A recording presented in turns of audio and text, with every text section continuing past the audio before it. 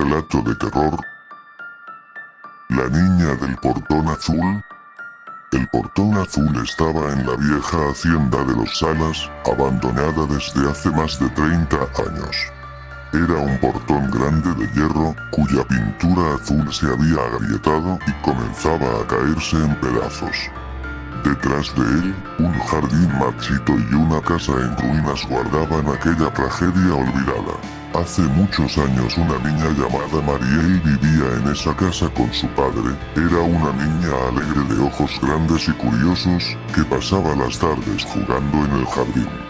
Su madre había muerto cuando ella era muy pequeña, y su padre, un hombre frío y distante, apenas le dirigía la palabra. La pequeña Mariel parecía no perder nunca su sonrisa, como si en su inocencia no comprendiera la oscuridad que la rodeaba. Una tarde, cuando el cielo adquirió un tono anaranjado, la niña desapareció. Nadie la vio salir de la hacienda, y su padre, aunque no se le notaba preocupado, no dio aviso inmediato a las autoridades. Pasaron los días y fue cuando la búsqueda comenzó.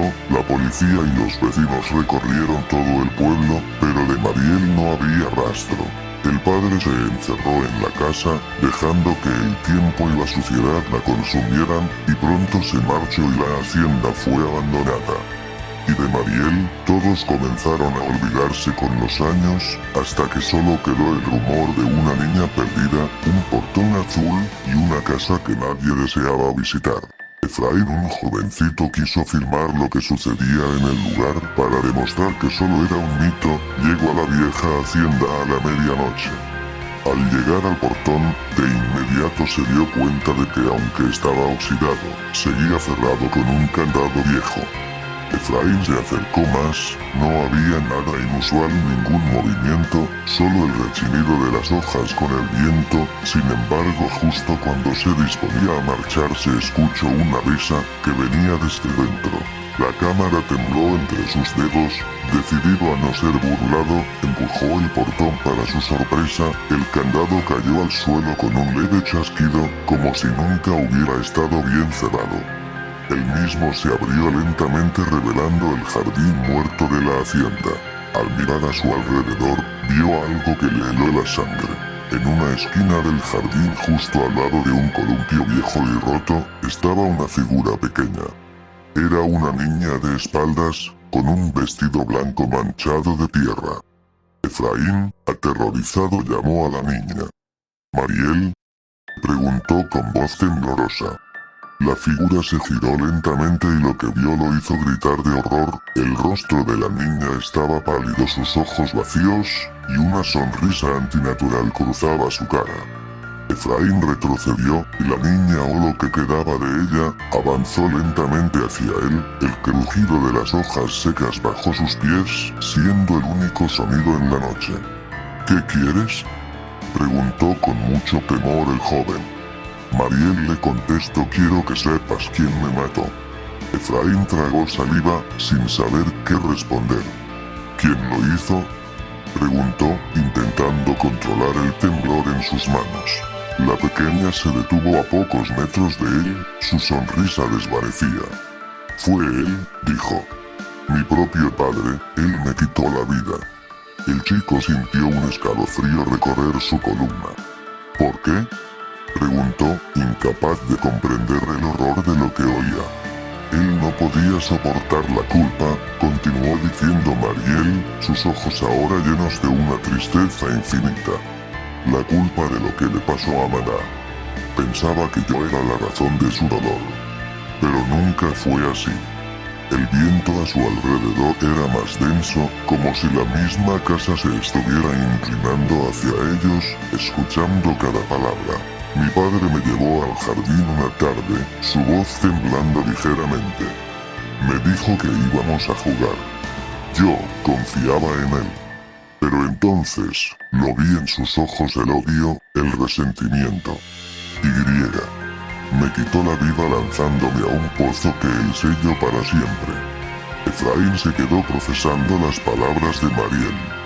La verdad se desplegaba frente a él como una sombra oscura, imposible de ignorar. Pero nadie supo nada, nadie se dio cuenta. preguntó, con el corazón latiendo en su pecho como un tambor desbocado. Mariel asintió lentamente. No, él era frío distante, y nadie lo cuestionó. Solo pensaron que me había perdido. Mi alma quedó atrapada aquí, sin descanso, esperando que alguien escuche la verdad.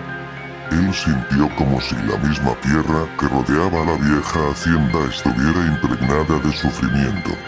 ¿Cómo puedo ayudarte a descansar?, preguntó, sabiendo que no podía dejarla ahí, atrapada en su tormento. La niña lo miró con aquellos ojos vacíos. Debes contar lo que sucedió. Llevar la verdad a todos, solo así podré descansar. Haz que sepan que mi padre me arrebató la vida, y que no fue un accidente, ni un descuido. Solo entonces podré irme. Aunque el miedo seguía atenazando su pecho. Lo haré, Mariel. Lo prometo. Ella dio un paso hacia atrás, su silueta comenzó a desvanecerse en la oscuridad del jardín. Gracias, susurró, por fin, podré estar en paz. Al salir de la hacienda se comprometió a cumplir su promesa. Al día siguiente regresó al pueblo y compartió lo que había descubierto. Al principio, nadie le creyó. La historia de una niña perdida, un padre asesino y una hacienda maldita sonaba como el tipo de leyenda que la gente cuenta solo para asustar. Sin embargo, los registros antiguos confirmaron sus palabras. Mariel había desaparecido de manera misteriosa y su padre se había ido poco después. Con el tiempo, la verdad salió a la luz. Se descubrieron pruebas de la culpa del padre en antiguos diarios que habían quedado en la hacienda. Después de una larga búsqueda dieron con aquel pozo y tras horas de quitar aquel duro cemento que lo cubría, llamaron a el servicio de rescate para que al fin sus restos tuvieran un entierro digno, así que finalmente Mariel tuvo justicia. Una tarde el joven regresó al portón azul. Esta vez, el jardín marchito parecía haber recobrado algo de vida, lo que había sido un secreto olvidado después de décadas atrapada entre la vida y la muerte, al fin había encontrado la paz que tanto merecía. Fin.